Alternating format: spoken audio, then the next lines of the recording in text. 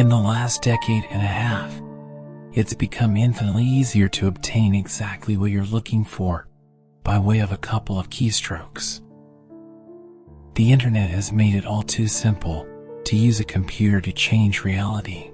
An abundance of information is merely a search engine away, to the point where it's hard to imagine life as any different.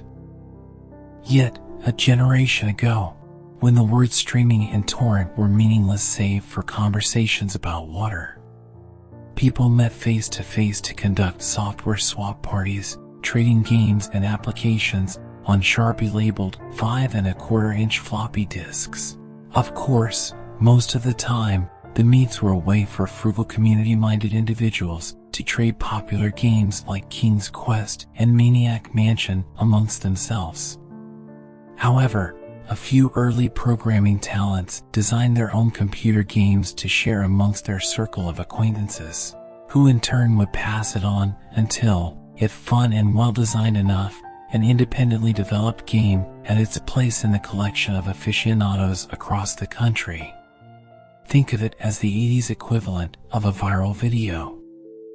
Pale Luna, on the other hand, was never circulated outside of the San Francisco Bay Area. All known copies have been long disposed of. All computers that have ever run the game now detritus buried under layers of filth and polystyrene. This fact is attributed to a number of rather abstruse design choices made by its programmer. Pale Luna was a text adventure in the vein of Zork and the Lurking Horror at a time when said genre was swiftly going out of fashion. Upon booting the program, the player was presented with a screen almost completely blank except for the text. You are in a dark room. Moonlight shines through the window. There is gold in the corner, along with a shovel and a rope. There is a door to the east. Command?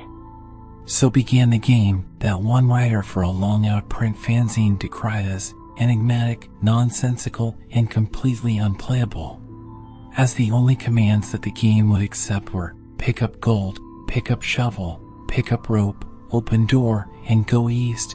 The player was soon presented with the following. Reap your reward. Pale Luna smiles at you. You are in a forest. There are paths to the north, west, and east. Command? What quickly infuriated the few who've played the game was the confusing and buggy nature of the second screen onward. Only one of the directional decisions would be the correct one. For example, on this occasion, a command to go in a direction other than north would lead to the system freezing, requiring the operator to hard reboot the entire computer. Further, any subsequent screens seem to merely repeat the above text, with the difference being only the directions available. Worse still, the standard text adventure commands appeared to be useless. The only accepted non-movement related prompts were, use gold, which caused the game to display the message, Not here. use shovel, which brought up, Not now. and use rope, which prompted the text. You've already used this. Most who played the game progressed a couple of screens into it before becoming fed up by having to constantly reboot and tossing the disc in disgust, writing off the experience as a shoddily programmed farce. However, there is one thing about the world of computers that remains true, no matter the era. Some people who use them have way too much time on their hands. A young man by the name of Michael Nevins decided to see if there was more to Pale Luna than what met the eye. 5 hours and 33 screens worth of trial and error and unplugged computer cords later, he finally managed to make the game display different text. The text in this new area read, Pale Luna smiles wide. There are no paths. Pale Luna smiles wide. The ground is soft. Pale Luna smiles wide. Here. Command? It was another hour still before Nevins stumbled upon the proper combination of phrases to make the game progress any further. Dig hole, drop gold, then fill hole. This caused the screen to display, Congratulations. 40.24248. minus 121.4434.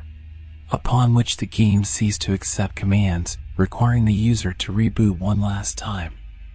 After some deliberation, Nevins came to the conclusion that the numbers referred to lines of latitude and longitude. The coordinates lead to a point in the sprawling forest that dominated the nearby Lassen Volcanic Park. As he possessed much more free time than sense, Nevins vowed to see Pale Luna through to its ending. The next day, armed with a map, a compass, and a shovel, he navigated the park's trails, noting with amusement how each turn he made corresponded roughly to those that he took in-game. Though he initially regretted bringing the cumbersome digging tool on a mere hunch, the path's similarity all but confirmed his suspicions that the journey would end with him face to face with an eccentric buried treasure.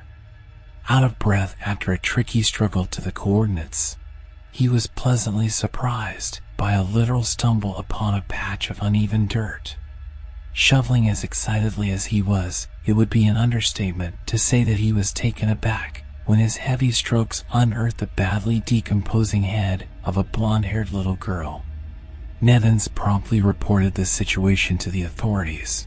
The girl was identified as Karen Paulson, 11, reported as missing to the San Diego Police Department a year and a half prior. Efforts were made to track down the programmer of Pale Luna, but the nearly anonymous legal gray area in which the software swapping community operated inescapably led to many dead ends. Collectors have been known to offer upwards of 6 figures for an authentic copy of the game. The rest of Karen's body was never found.